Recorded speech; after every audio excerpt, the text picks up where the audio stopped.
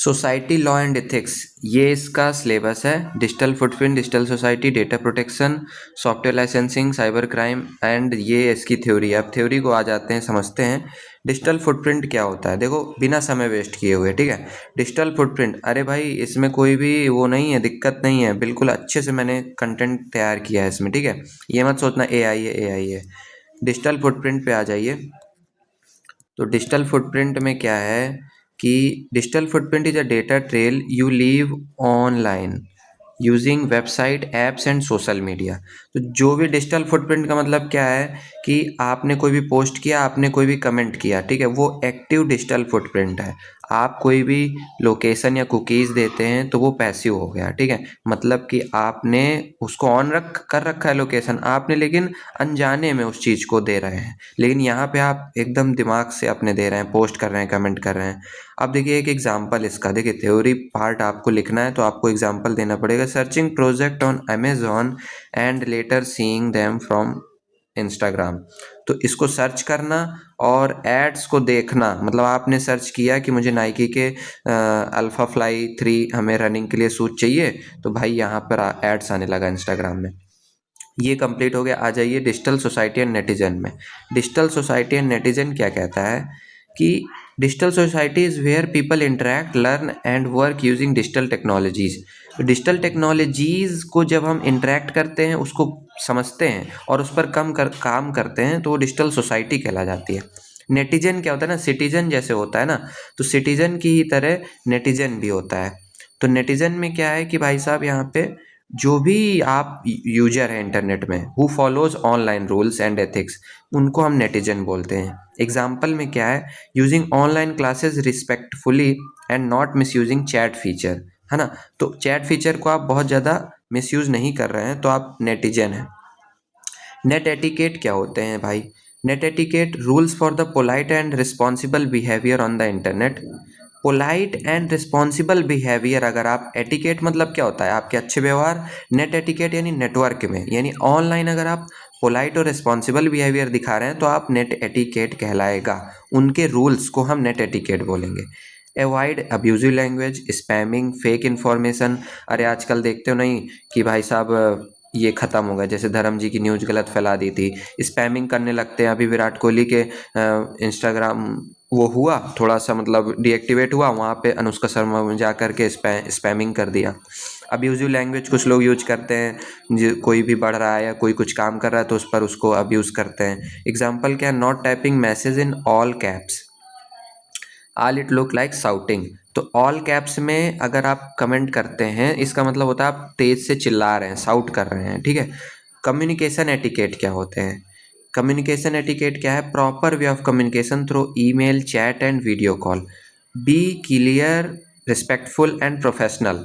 अगर आप professionally email भेज रहे हैं, जो उसका मेथड होता है। अगर चैट आप विदाउट एनी, मतलब जो अभी जेनजी वाली टर्म यूज करके अगर नहीं आप यूज कर रहे हैं, तो वो कम्युनिकेशन एटिकेट के अंतर्गत आते हैं। मतलब कि आप अगर वीडियो कॉल में, एक प्रॉपर वीडियो कॉल हो रही है तो आप वेल ड्रेस्ड, वेल जगह में है, वेल लाइट एरिया में है, तो ये कम्युनिकेशन एटिकेट में आते हैं ना।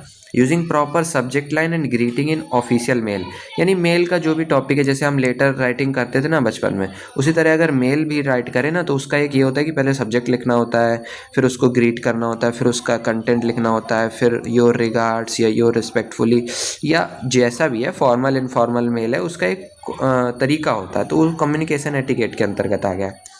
सोशल मीडिया एटिकेट क्या होते हैं भाई? ये पढ़ लेना। सोशल मीडिया एटिकेट मेन बात क्या है कि आप जब भी व्हाट्सएप में कुछ फॉरवर्ड कर रहे हैं न्यूज़, तो आप उसमें रिस्पॉन्सिबिलिटी रखें। आप उस चीज़ को ऐसे ही ना फैलाएं, यानी कहते नहीं व्हाट्सएप यूनिवर्सिटी से इसने पढ़ा है, तो वो चीज़ आप ना कहलाए, आप ऑथेंटिक डेटा पोस्ट करें। इंटेलेक्चुअल प्रॉपर्टी राइट क्या होता है भाई? Intellectual property right, IPR, original creation like software, music, books, logos and intervention. देखो इंटेलेक्चुअल प्रॉपर्टी राइट के अंतर्गत सब कुछ आ जाता है। पेटेंट आ जाता है, कॉपीराइट आ जाता है, इन्फ्रिंजमेंट आ जाता है। कॉपीराइट के बाद आ जाते हैं पेटेंट में। पेटेंट में आपको क्या करना है, सबसे पहले आपको ये देखना है कि patent new intervention and processes होता है, ठीक है। Give exclusive right for a fixed time. तो पेटेंट एक जैसे होता है ना, 20 ईयर्स के लिए पेटेंट मिलता है, उसके बाद वो पब्लिक हो जाता है ना। Company patenting a new medical device, जैसे कि कोवैक्सीन बनी, तो कोवैक्सीन क्या है, एक समय के लिए पेटेंटेड है, उसको रॉयल्टी मिलेगी, उसके बाद फिर पेटेंट खत्म हो जाएगा। ट्रेडमार्क क्या होता है, protect brand name logo and symbol. तो जैसे कि ट्रेडमार्क टी लिखा रहता है ना ऐसे करके, तो वो ट्रेडमार्क हो गया। जैसे नाइकी और एप्पल का लोगो है ना, वो ट्रेडमार्क कहलाता है। वायलेशन ऑफ आईपीआर क्या होता है, इंटेलेक्चुअल प्रॉपर्टी राइट, वो चाहे देखो ट्रेडमार्क हो, चाहे वो पेटेंट हो, और चाहे वो कॉपीराइट हो, ठीक है। तो इनको जो भी इन्फ्रिंज करेगा, जो वायलेट करेगा, तो उसके लिए इलीगल और अनएथिकल उसको कहलाएंगे, ठीक है।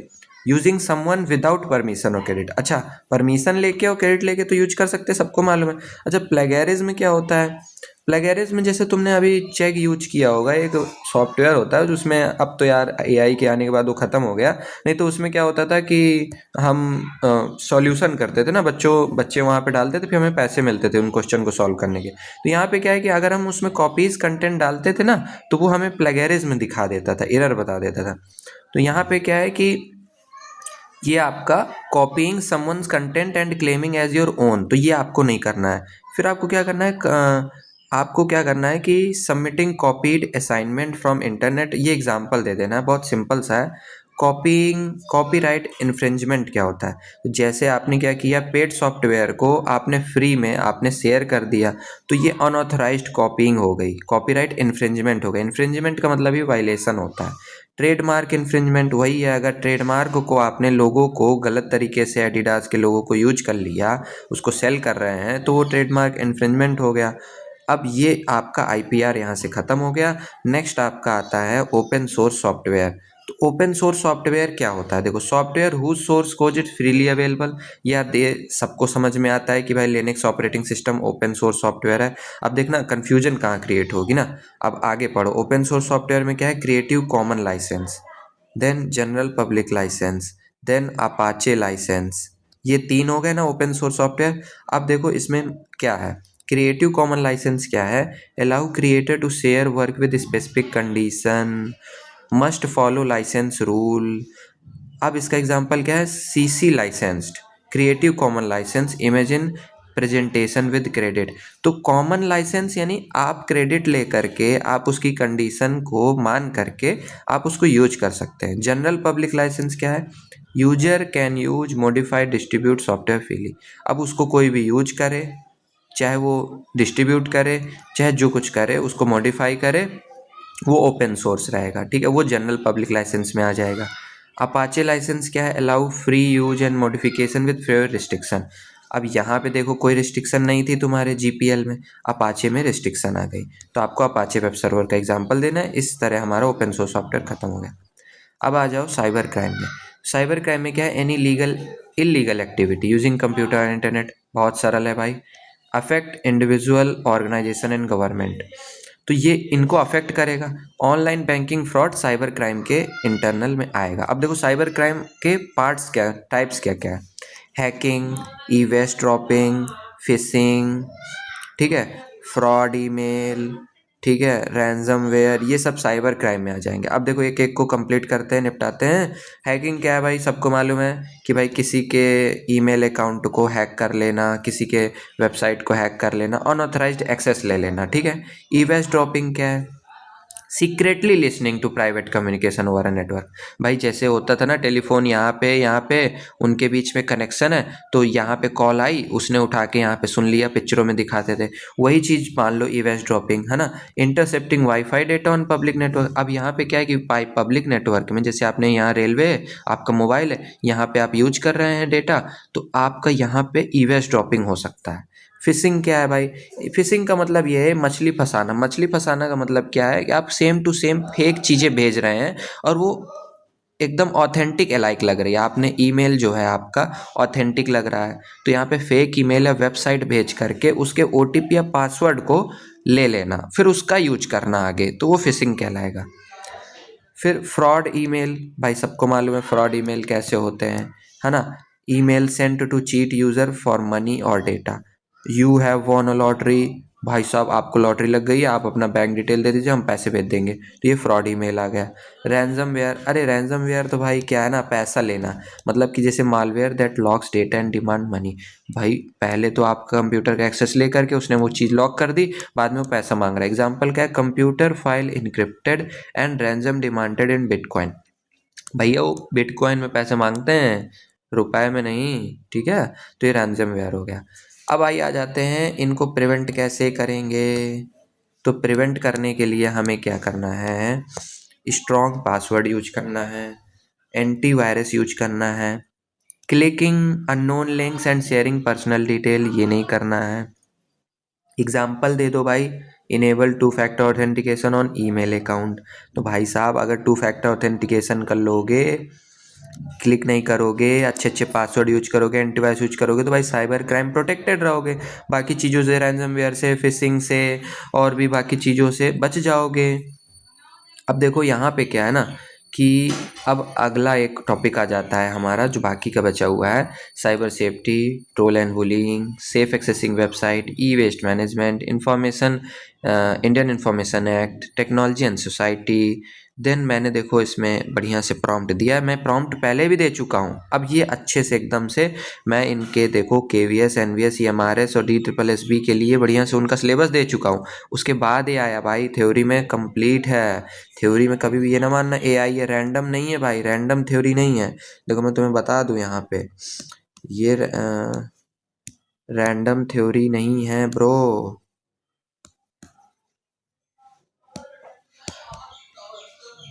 रैंडम थ्योरी नहीं है,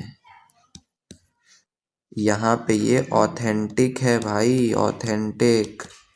इतना पढ़ लोगे तो भाई 100% आपको चीज़ें हो जाएंगी, शॉर्ट भी है और क्रिस्प भी है। भाई मैं तो अभी सब पढ़ चुका हूँ ना, तो मुझे मालूम है कितना पढ़ना है, बेकार फालतू में लंबे लंबे लेक्चर देखने की ज़रूरत नहीं है, ये ऑथेंटिक है, ठीक है। अब आ जाओ भाई अपने थ्योरी पे आ जाते हैं। यहाँ पे देखते हैं भाई साइबर सेफ्टी क्या है। भाई कंटेंट पूरा करना है हमें, उसके बाद हम PYQ करेंगे। देन यहाँ पे देखो कि cyber safety means protecting your self and your online data, your data online. तो आपने आपको प्रोटेक्ट करना साइबर सेफ्टी है, वो समझ में आ रहा है। अब देखो कैसे करेंगे।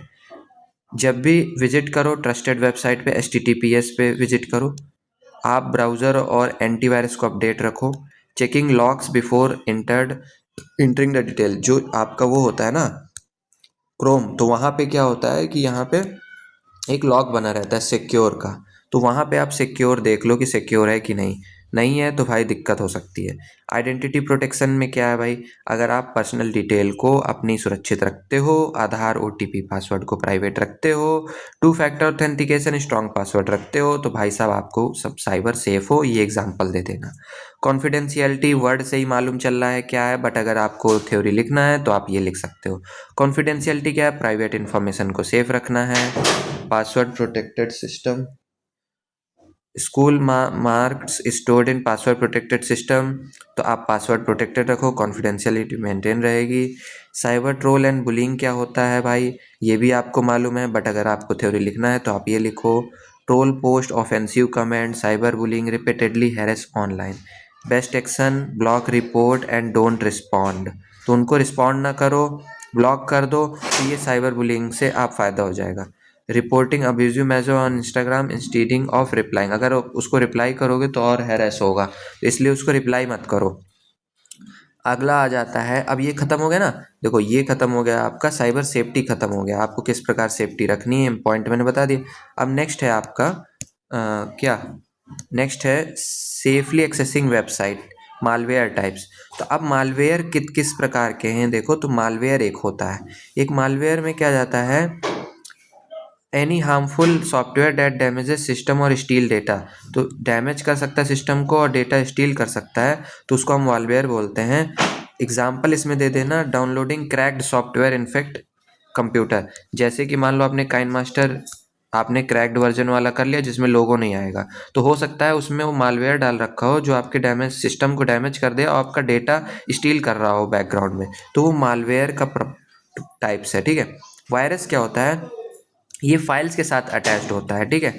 ये जो है करप्ट कर सकता है आपको फाइल को और डिलीट भी कर सकता है। मान लो आपकी इंपॉर्टेंट फाइल है यार, आपने इन्फेक्टेड पेन ड्राइव है, तो आपके स्कूल कंप्यूटर में आप बार बार डिफरेंट कंप्यूटर में यूज कर रहे हैं भाई, उसमें वायरस हो तो आपके भी डिस्टर्ब कर देंगे फाइल्स को। ट्रोजन, अच्छा देखो सब सिमिलर दिखेंगे बट अलग अलग है। देखो ट्रोजन क्या है, ये जेन्युइन सॉफ्टवेयर की तरह लगता है बट ये हार्मफुल है। जो ट्रोजन होता है वो जेन्युइन सॉफ्टवेयर की तरह लगता है बट ये हार्मफुल होता है। जैसे कि वहाँ फिशिंग जेन्युइन ईमेल लगती है बट हार्मफुल होती है। जैसे कि यहाँ पे क्या है कि एग्जाम्पल आप दे सकते हैं, fake free games installing spyware in background, ठीक है। एडवेयर क्या होता है, so unwanted advertisement and slow the system. अरे यार पॉपअप आ जाते हैं ना, जैसे कोई आप फ्री सॉफ्टवेयर यूज करते हैं तो बार बार ऐड आते हैं, तो एडवेयर हो गए। तो इस तरह से आपने एडवेयर कर लिया, ट्रोजन कर लिया, ठीक है, आपने वायरस कर लिया, मालवेयर कर लिया। तो ये मालवेयर के टाइप्स हो गए। देखो e waste management, e waste management में आ जाओ आप। E waste include old computer, mobile charger and batteries, dispose only at authorised e waste collection centre. अरे यार आप ई वेस्ट जैसे कबाड़ बेचते हो तो इसको वेस्ट को आप कलेक्शन सेंटर में दोगे। Old mobile phone to certified recycling unit instead of dustbin, है ना। तो भाई वहाँ पे दो उनको जहाँ पे वो सर्टिफाइड रिसाइकलिंग यूनिट है, तो वो अच्छे से वेस्ट हो जाएगा। क्योंकि जैसे कि वो भाई लिथियम बैटरी बनी होती हैं भाई, दिक्कत करेंगी, कहीं आग वाग लगा देंगी, है ना। मोबाइल हो, चार्जर हो, तो ये इलेक्ट्रॉनिक चीज़ें अलग से वेस्ट की जाती हैं। आ जाइए भाई information, Indian information technology act, IT act, ये यार बहुत इंपॉर्टेंट है, इसको ध्यान से पढ़ना। आईटी एक्ट 2000 क्या कहलाता है, लीगल फ्रेमवर्क प्रोवाइड करता है for cyber crime and E transaction. तो पहले जब 2000 बना था ना यार, वो लिमिटेड था, साइबर क्राइम और ई ट्रांजेक्शन पर ही लिमिटेड था। अब देखो अमेंडमेंट हुआ 2008 में, इसने और भी साइबर ऑफेंस जो नए नए होने लगे ना, हैकिंग होने लगी, फिशिंग होने लगी, ऑनलाइन फ्रॉड होने लगे, उनको भी इंक्लूड कर दिया 2008 में। ये बार बार क्वेश्चन पूछता है कि बाद में कब अमेंड किया, 2008 में अमेंड किया। लीगल फ्रेमवर्क क्या था, पहले ट्रांजेक्शन डीएससी सर्टिफिकेट जो होते थे उनको बस देखता था और साइबर क्राइम को देखता था। वो जो पुराने साइबर क्राइम लिस्ट है उनको बस देखता था। अब क्या नए नए तरीके आ गए भाई, डिजिटलाइजेशन ज़्यादा हो गया 2000 के बाद से, तो इनको बहुत ज़्यादा ऐड कर दिया गया था। अब आ जाओ भाई सोसाइटी, टेक्नोलॉजी एंड सोसाइटी में। तो टेक्नोलॉजी एंड सोसाइटी में क्या है, use of technology must inclusive and fair for all. Gender issue क्या होते हैं देखो, equal access to computer for all gender, avoid gender bias in technology education, example क्या, encouraging girl to learn coding and robotics, ठीक है। तो ये आपको यार थ्योरी बेस्ड है, ये चीज़ें आपको लिखनी ही पड़ेंगी और ये लिख दोगे तो भाई नंबर पक्के मिल जाएंगे। डिसेबिलिटी इशू क्या है भाई, technology should support learn with disability, भाई डिसेबल लोगों के लिए, जैसे स्क्रीन रीडर आता है ना विजुअली इम्पेयर्ड के लिए, अगर लोगों ने देखा होगा कि भाई वो बहुत तेज़ से भाई 2x 4x में बोलते हैं, वो स्क्रीन पूरी रीड कर लेता है, वो सुन भी लेता है, तो डिसेबिलिटी इशू के लिए सपोर्टेड होना चाहिए। अब आ जाते हैं हम आईटी एक्ट को थोड़ा अच्छे से पढ़ लेते हैं ना, आईटी एक्ट को अच्छे से पढ़ लेते हैं और इसका वर्सेस 2008 भी देख लेते हैं, है ना, कि भाई 2008 से क्या इसका डिफरेंस है। तो भाई आ जाओ यहाँ पे कि पर्पज क्या था, लीगल रिकॉग्निशन दे रहा था इलेक्ट्रॉनिक रिकॉर्ड और डिजिटल सिग्नेचर को, ठीक है। Deals with cyber crime, e commerce, online transaction, देखो इतना है ना, cyber crime, e commerce, online transaction, इसके अंदर क्या है क्या नहीं है, ये आ जाओ भाई। देखो लीगल रिकॉग्निशन क्या है, e record, electronic document are treated as legally. अब भाई जैसे हम डिजी लॉकर यूज करते हैं ना, तो इलेक्ट्रॉनिक डॉक्यूमेंट तो है, उसको लीगल प्रोवाइड करना, लीगली वैलिड होना सब जगह।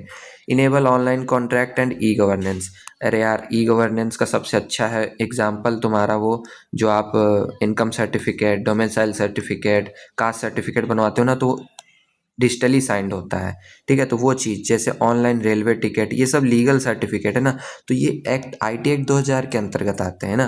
जैसे कि डिजिटल सिग्नेचर है कि कोई भी वेबसाइट कैसे खुलती है या अप्रूव करना होता है जब हमें डेटा है, जैसे मैं भी जानता हूँ, जैसे मेरे पापा जी हैं तो कंप्यूटर में क्या करते हैं, डिजिटली वो लगाते हैं, एक यूएसबी टाइप की लगाते हैं, तो यूएसबी उसको डीएससी बोलते हैं, digital signature certificate.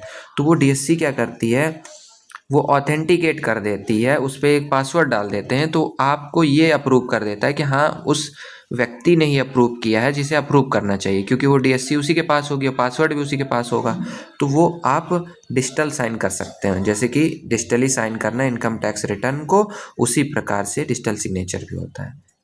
Cyber crime defined कैसे कर सकते हैं भाई? हैकिंग करना, डेटा डैमेज करना, अनऑथराइज एक्सेस लेना, पेनाल्टी और पनिशमेंट जो है इसमें है, ठीक है। मतलब कि इस एक्ट में क्या है, ये इसको ऑफेंस को कवर कर रहा है, डिस्क्राइब कर रहा है, और पेनाल्टी कितनी लगेगी ये भी दिखा रहा है।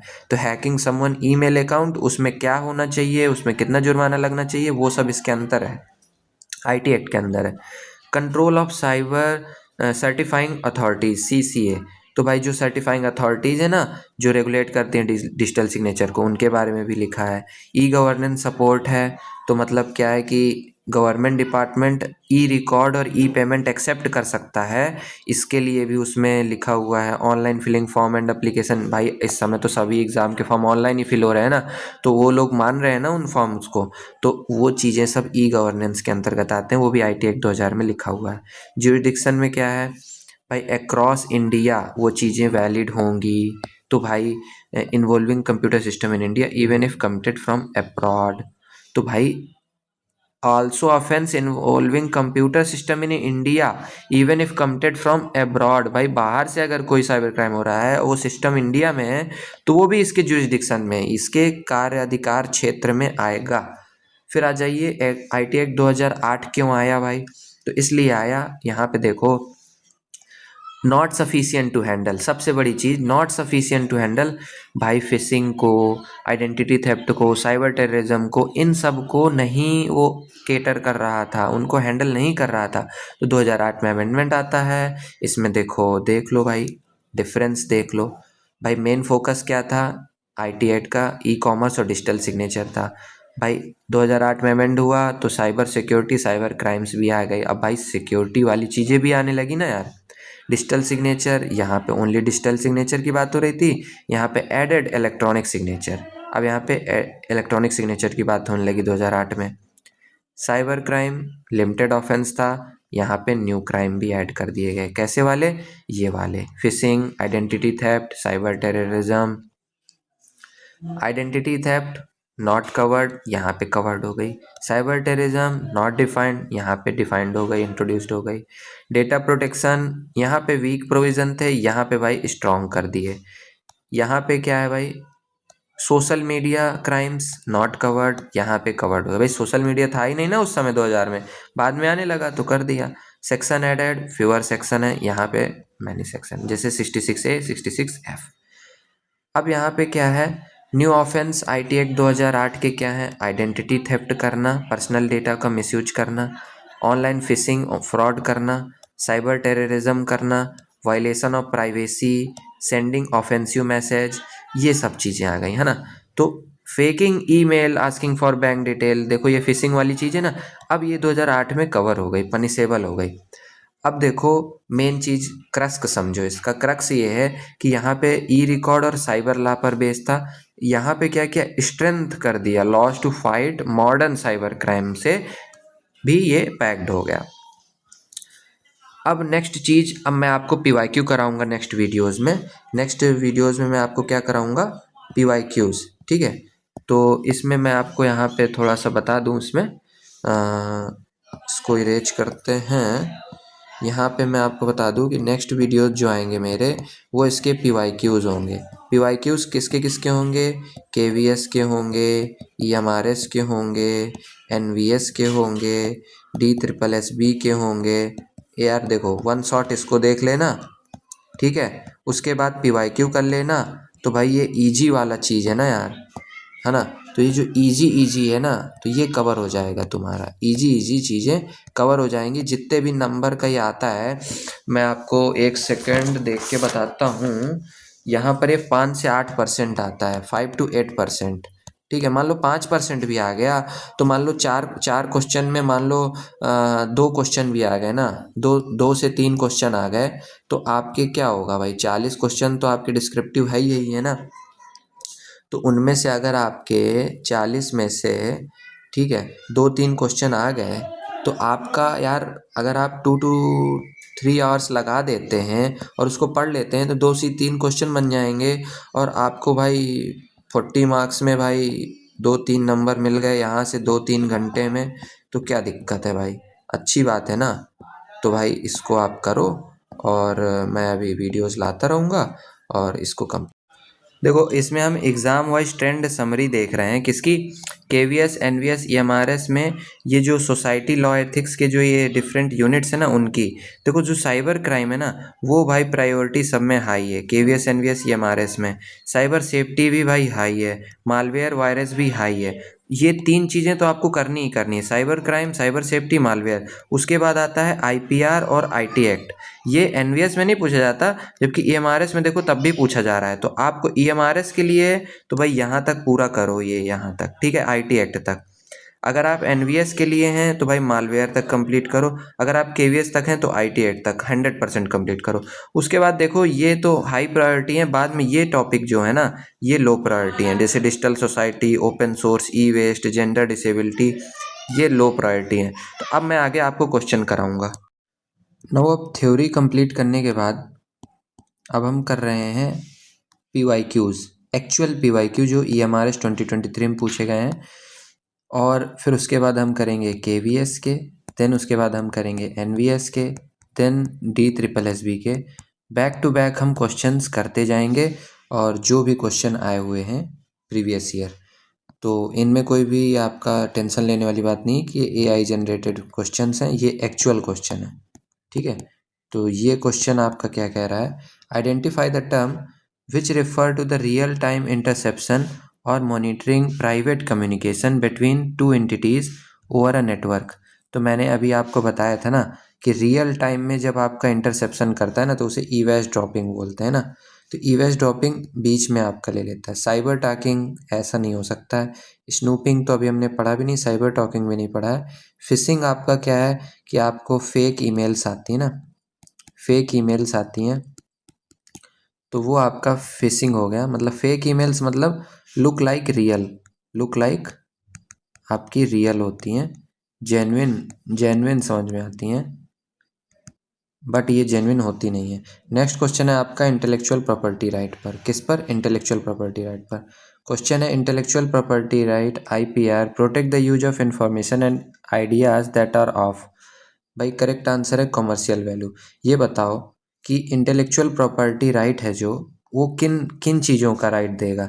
जिन पर कुछ पैसा कमा रहा हो ना कोई व्यक्ति, तभी तो उस पर राइट्स वो करेगा और उस पर इन्फ्रिंजमेंट होगा। जिस पर कोई मनी जनरेट ही नहीं हो रहा है, ट्रेडिशनल वैल्यू कोई मतलब नहीं है, हिस्टोरिकल वैल्यू कोई मतलब नहीं है, जो भी जहाँ पैसा जनरेट हो रहा है कॉमर्शियल वैल्यू का है उस पर कहेंगे। एथिकल वैल्यू ये भी आंसर नहीं है। ठीक है, तो आंसर है तुम्हारा ये कॉमर्शियल वैल्यू। क्यों है ये भी मैंने बता दिया। इसमें डेटा प्रोटेक्शन IPR बेसिक्स ये टॉपिक हमारा कवर्ड हो गया है। ठीक है, फिर आ जाते हैं हम Indian information technology act. Question है हमारा what is the updated version of the IT act 2000। मैंने क्वेश्चन थ्योरी में बताया था कि भाई इसको पूछता है, 2008 है इसका updated version. Indian IT act ये जो है अमेंड किया गया था ना, अमेंड किया गया था 8000 में। वाई 2008 में, भाई क्या है मेरा दिमाग, 2008 में अमेंड किया गया था। क्यों अमेंड किया गया था? क्योंकि पहले वो क्या था ना, जो साइबर क्राइम थे वो भी बच्चे वाले साइबर क्राइम थे। मतलब बच्चे वाले तो नहीं थे, साइबर क्राइम होता है।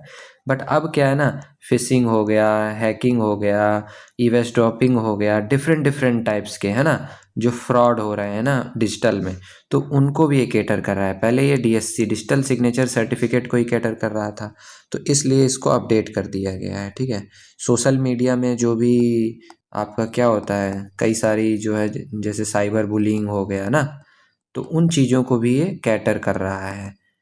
ठीक है, ये क्वेश्चन हो गया। मेरे कहने का मतलब क्या है, जो मैंने थ्योरी बताया, ठीक है, वो थ्योरी भी इसी PYQ पर बेस्ड ही थी। ठीक है, तो होगा क्या कि आप आल PYQ को भी आप कैटर कर लेंगे।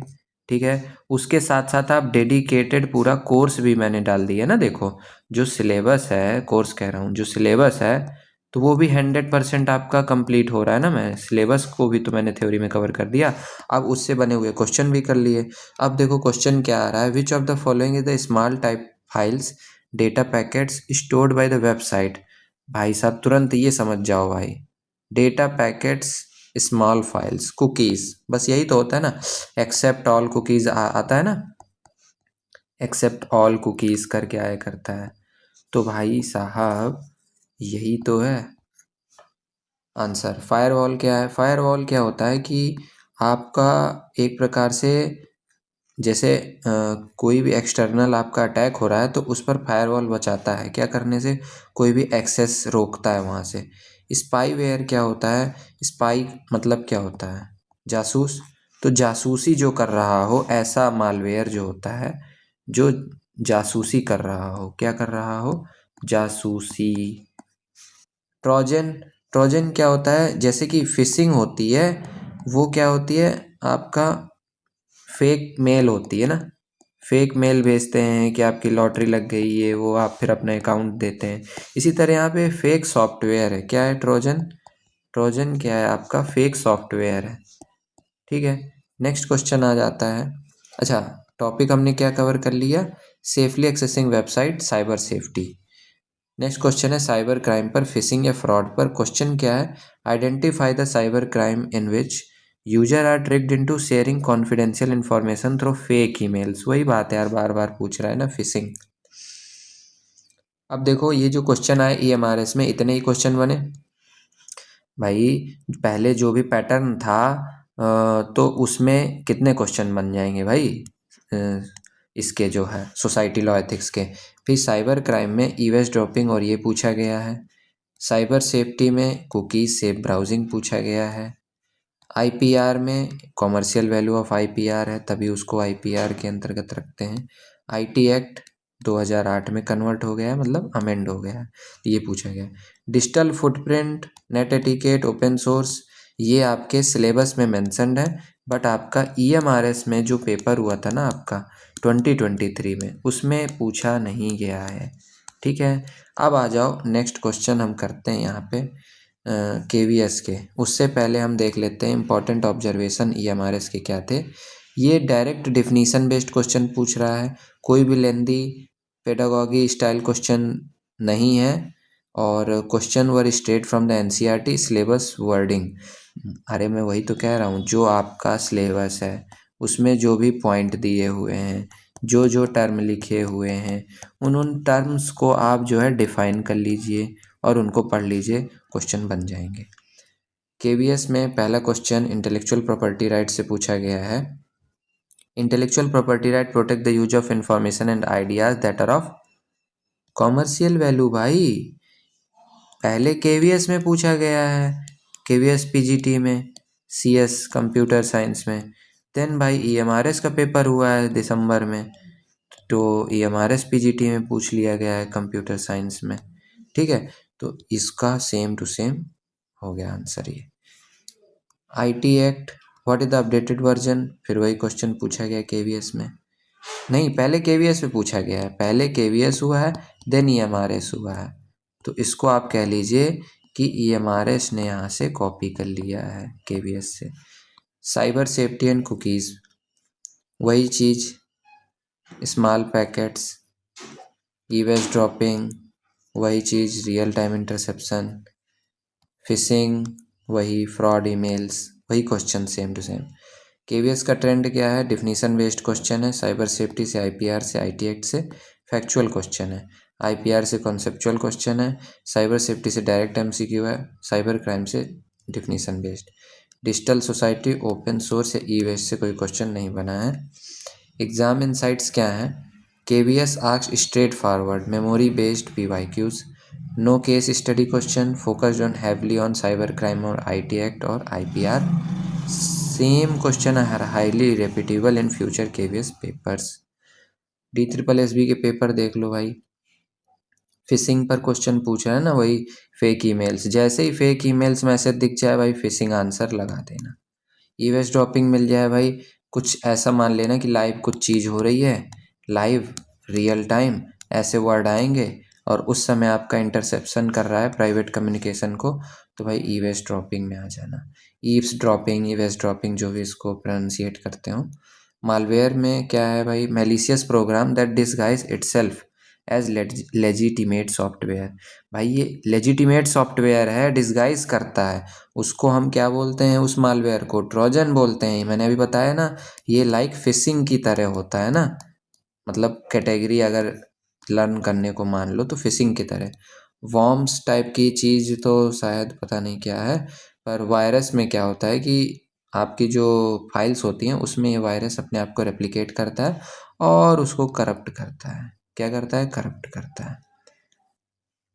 फायरवॉल मैंने बता ही दिया है आपको। मालवेयर हमने देख लिया कि ये टॉपिक से पूछा गया था, मालवेयर से पूछा गया था। कुकीज़ भाई, स्मॉल टेक्स्ट फाइल, वही कुकीज़ हो गई भाई, यहाँ से पूछा गया है। आईपीआर से वही क्वेश्चन पूछा गया है भाई, which intellectual property right protect the original literary and software work. तो कॉपीराइट क्या करता है, जो भी ओरिजिनल लिटरेरी एंड सॉफ्टवेयर, अच्छा ये जो आता है लिटरेरी एंड सॉफ्टवेयर वर्क, ये कॉपीराइट के अंतर्गत आता है। अभी कुछ चीज़ें पेटेंट के अंतर आती हैं, कुछ चीज़ें ट्रेडमार्क के अंतर्गत आती हैं, वो मैंने आपको थ्योरी में पढ़ा चुका हूँ, मैं दोबारा नहीं बताऊँगा। जैसे कि जो नाइकी का लोगो है ना, ये वाला, तो ये सब, और एडिडास का ऐसा कुछ लोगो है ना, तो वो जो है किसके अंतर्गत आता है? ट्रेडमार्क के अंदर। पेटेंट किसी मेडिसिन का पेटेंट हो सकता है ना, किसी एक चीज़ का जो आपने डेवलप की है, और जो भी लिटरेरी चीज़ें होंगी उनका कॉपीराइट होता है। प्लेगरिज्म आपको मालूम है ना, कि मैंने पढ़ाया ही था ना, यहाँ पे लिखा है someone else work and presenting as its own without the permission. भाई आप किसी का है और आप अपना बना रहे हैं, तो उसे हम प्लेगरिज्म बोलेंगे, आईपीआर का वायलेशन होता है इससे। नेक्स्ट क्वेश्चन वही 2000 को अमेंड कब किया गया? 2008 में। डिजिटल फुटप्रिंट किसे कहते हैं? ये नया क्वेश्चन है, मतलब बता तो मैं चुका हूँ पहले भी, पर क्वेश्चन के रूप में ये नया आया है। The data trail left behind by user while using the internet is known as. भाई डिजिटल फुटप्रिंट, जो भी डेटा आप छोड़ रहे हैं ना, वो फुटप्रिंट छोड़ रहे हैं। जैसे कि अभी वो आपका पेंगुइन वाला बहुत चल रहा है ना, ऐसे पेंगुइन रहता है और जो है वो करता है ना, चल रहा है अंटार्कटिका में जा रहा है, तो वो पेंगुइन क्या कर रहा है? अपने फुटप्रिंट छोड़ रहा है ना। और ये वास्तव में तो ये 2007 का वीडियो था, अब वायरल हुआ है वो चीज़, है ना। तो टॉपिक्स नॉट आस्क्ड भाई, ओपन सोर्स लाइसेंसिंग से नहीं पूछा, ई पेस्ट से, जेंडर एंड डिसेबिलिटी इशू से, नेट सोशल मीडिया एटिकेट से भी नहीं पूछा है। बट सबसे ज़्यादा किससे पूछा है भाई? साइबर क्राइम से, साइबर सेफ्टी से, आईपीआर वायलेशन से, आईटी एक्ट से, डिजिटल फुटप्रिंट से एक क्वेश्चन बस आया है। इस्लामिक इनसाइट्स DSSP की यही है कि भाई digital safety and cyber awareness से पूछ रहे हैं question. Simple definition based question है, एनसीईआरटी बेस्ड क्वेश्चन है, और ये स्कोरिंग एरिया है, साइबर क्राइम, आईपीआर और आईटी एक्ट। इस प्रकार हमारा क्या हो रहा है, ये एंड हो रहा है, और हमने ये PYQ सभी मोस्ट ऑफ द PYQ इसके कर लिए हैं। आपको क्या करना है? थ्योरी कर लेना है। थ्योरी में क्या है? ऑल पॉइंट्स कवर हैं जो भी सिलेबस में मेंशन्ड है, जो सिलेबस में है, ठीक है। तो आप क्या करना है? उनको कवर कर लेना है, आपकी PYQ हो गए, आपकी थ्योरी हो गई। Thank you for watching this video.